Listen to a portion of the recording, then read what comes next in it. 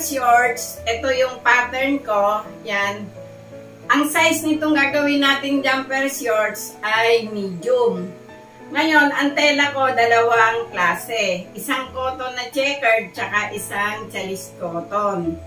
Ang maubos natin dito sa jumper shorts na to ay 1 yarda lang guys, kung 60 ang width ng gagawin nyo. Ngayon, kung 45 naman, bumili po kayo ng 1.5 yard para po hindi mabitin yung inyong jumper shorts. Madali lang itong gawin guys. Pakita ko sa inyo kung paano natin siya tabasin. O guys, ito yung tela natin.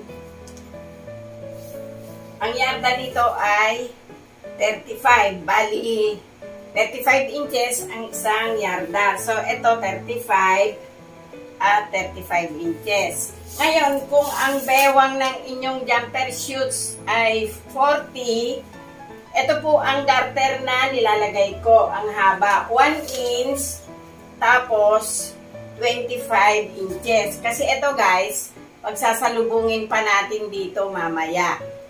O yan. Tatabasin ko na sa inyo, ipapakita ko sa inyo kung saan kayo maglalagay ng garter doon sa bewang nitong ating jumper shorts. O guys, ito lang yung parte ng ating pattern. Ngayon, gugupitin na natin. Ito yung kanyang back. Ngayon, pag ginupit natin yung back, total may tela pa dito na sobra, yung 1 yard. Ito siya guys. Pagdating dito, medyo ikurbada nyo ng konti doon. Pag dito sa crotch, huwag po kayong mag-a-allowance kasi baka hindi po ninyo mapantay yung ilalagay nyong allowance. Tapos guys, ito yung hangganan ng shorts natin. Ngayon dito, lagyan natin ng marking. Kasi, kailangan natin ito mamaya para doon sa garter.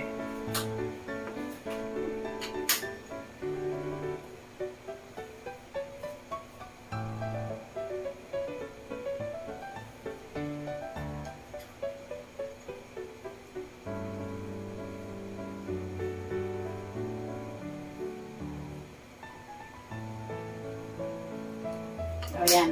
Kanina daw, naglagay din tayo ng allowance na konti. Sa laylayan, dito din.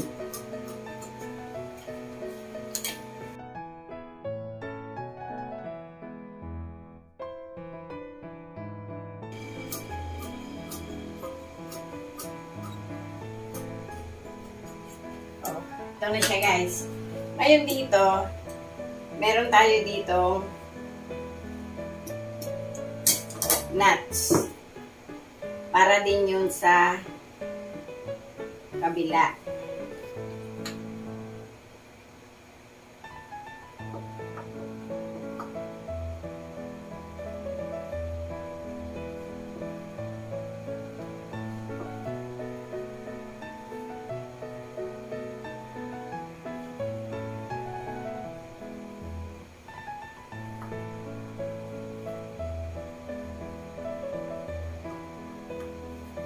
Yan, okay na ito guys. Ang gagamitin natin na cord niya guys, ay ito ding telang ito.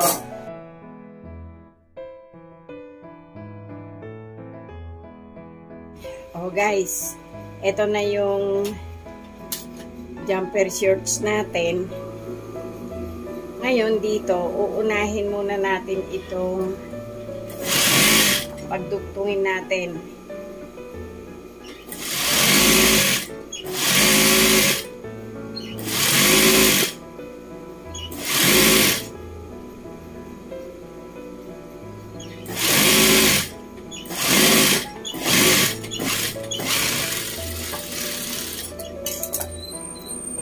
Tapos guys, ito yung front, yung merong may ginupitan tayo ng konti dito.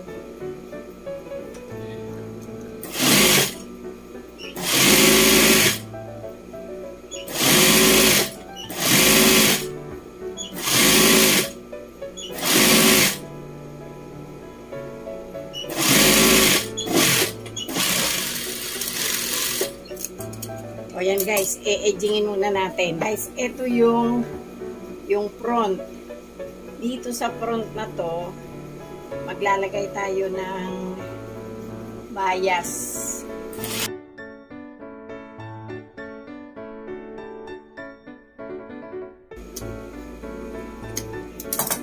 Ayun guys, so bias natin.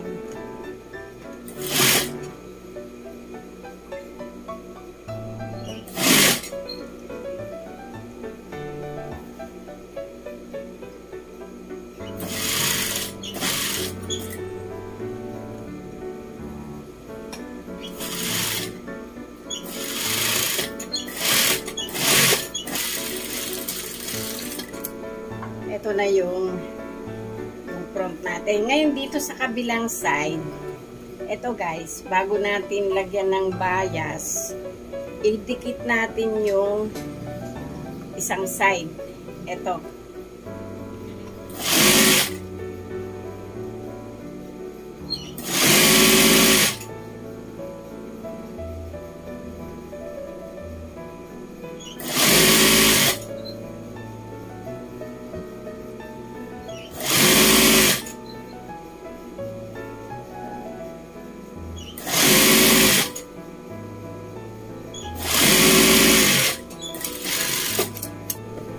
O ito guys, nalagyan na natin ng tahi yung kabilang tagiliran. Itong kabila, ititira muna natin. At yung babayasan natin doon sa ibabaw, mamaya na lang. Kanina, naglagay tayo dito ng tandaan para sa garter. Kaya, ang gagawin natin, gagarteran natin muna. O yan guys. Ito, yan o. Dinivide ko sa 4 yung garter. Kasi ito, itatapat nyo siya dito sa tahing gitna. Ayan. Para pantay yung inyong hatak ng garter. O, yan guys. Dito kayo babagsak sa tabi. O, yan guys. Nakuha na natin yun. Ngayon ito, dito nyo naman ilagay sa banda rito. Yan. Kasi may guhit na tayo kanina guys. Ayan o.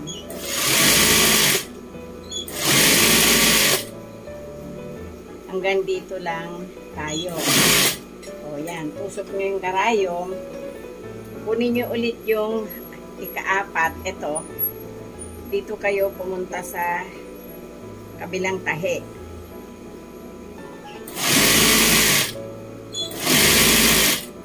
Ito guys, oh. Yan. Ngayon, ito na lang natitira. Dito na tayo magtatapos. Sa guhit dito. Yan. Pagdating dito guys, eto, habaan nyo ng hatak. Tapos pagdating dito, pakawalan nyo siya ng ganon. Kasi, para pag tinahin nyo ito mamayang tabinto, hindi siya pulubot. O, balik tayo dito. Dito naman tayo sa tabi. Ngayon, pangalawang hatak nyo na to, hindi na po kayo mahirapan. Kailangan lang pag hinatak nyo, ito, laging hatak papunta doon.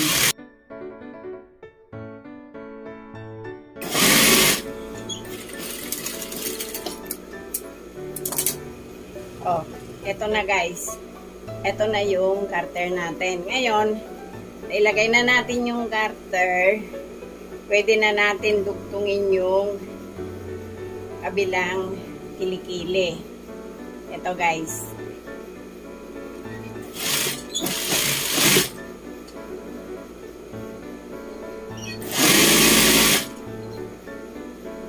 O ito, magkatapat sila kasi ginupitan natin sila ng tapat kanina. Pagdating sa garter guys, ipasadoble nyo.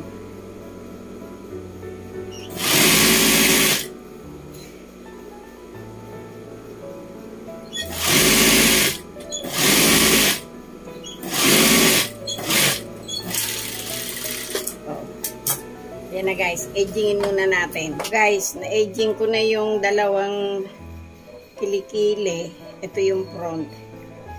lalagyan na natin ng bayas. O guys, bayasan na natin yung kilikili.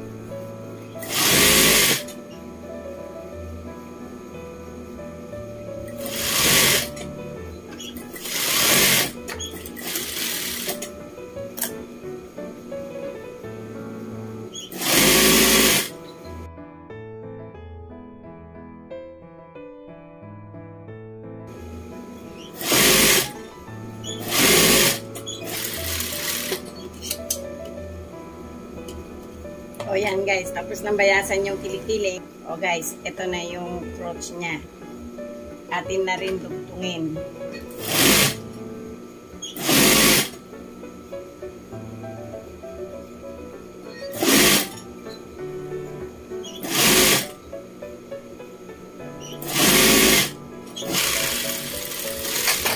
O, edgingin natin. O guys, na-edging ko na yung fruits at saka yung lalagyan natin ng tali.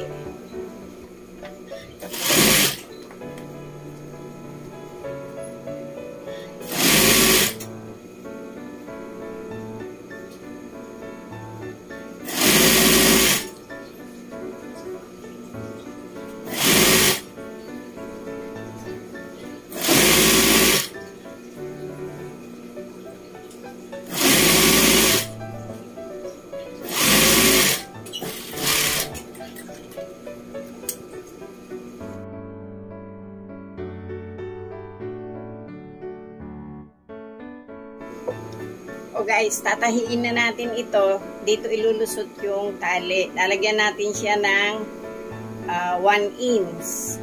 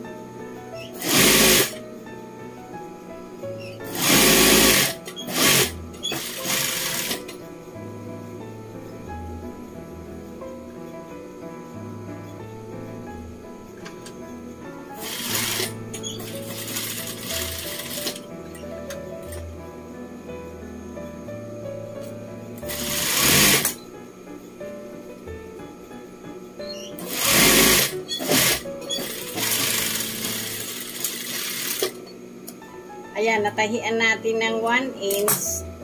Para maganda siya guys, dito, lagyan nyo ng 1/4 sa ibabaw.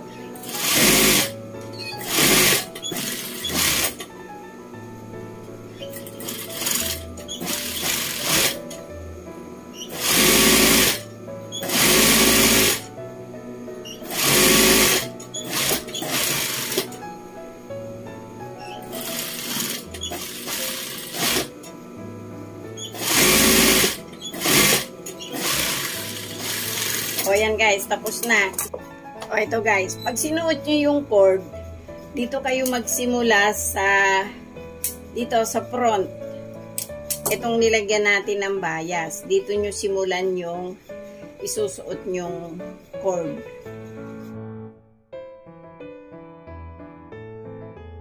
Tapos guys, ito na yung sa harap. naisuot na natin. Yan. Ngayon, hatakin nyo ito. I-spread nyo itong back nyo. Yan. Kailangan ito guys, naka-spread. Yan, ganito. Ngayon dito, naka-spread siya. Hatakin nyo dito ng konti.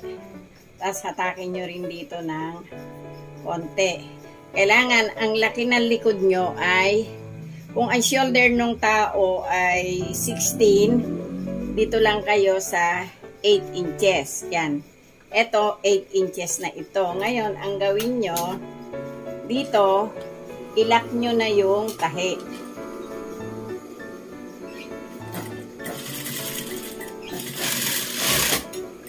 O, yan guys. Nakalak na yung tahi natin dyan. Tapos dito, ilak nyo din yung tahi. Back ito guys, sa back. O, nailak na natin yung tahi. Ngayon, tsaka nyo ito i-spread ng ganito. Yan. Yung medyo pantay naman sila. Ngayon, dito sa harap, ito na guys, yung harap. Kung ano yung gusto nyong ibaba, yung gusto nyong baba nung kilikili nyo, kung gusto nyong medyo lumabas-labas yung dibdib, ibaba nyo lang ito. O, yan. Tapos guys, ito, itatali nyo lang dito. O, yan.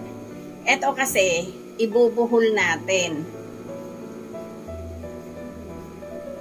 Ayan, nakabuhol na siya. Kaya ito guys, kunyari, medyo nag-CR kayo, ito, kahit anong hatak nyo dito, hindi siya mawawala. Hindi kayo nag-aalala na baka mawala. Hindi siya mawawala kasi hindi siya lulusot dito sa butas na ito. O, ganun din itong kabila guys. Hindi rin siya lulusot dito sa butas na ito. Yan, nandiyan pa rin siya. Kaya pagka ibinaba nyo ito, kahit ubusin nyo itong tali pababa, walang problema. Hindi kayo mawawalan ng string na ganito. Maibabalik nyo pa rin siya kung ano yung suot nyo kanina. O yan guys, tapos na ito. Gagawin ko yung pula. O guys, ito yung isa sa jumper shorts natin. Yung kulay red na checkered. O guys, ito yung pinakalikod niya. Yan. O, ito yung Chalis Cotton guys. Ito yung back niya. At ito yung pinaka-shorts niya. O, yan. Iharap natin. O, guys. Ayan na yung jumper shorts natin. Pinakita ko na yung likod kanina. O, sana nagustuhan nyo naman at nagkaroon kayo ng konting ideya o nabigyan ko kayo ng tip. At sa mga nanonood ng aking binablog, maraming salamat po. Thank you!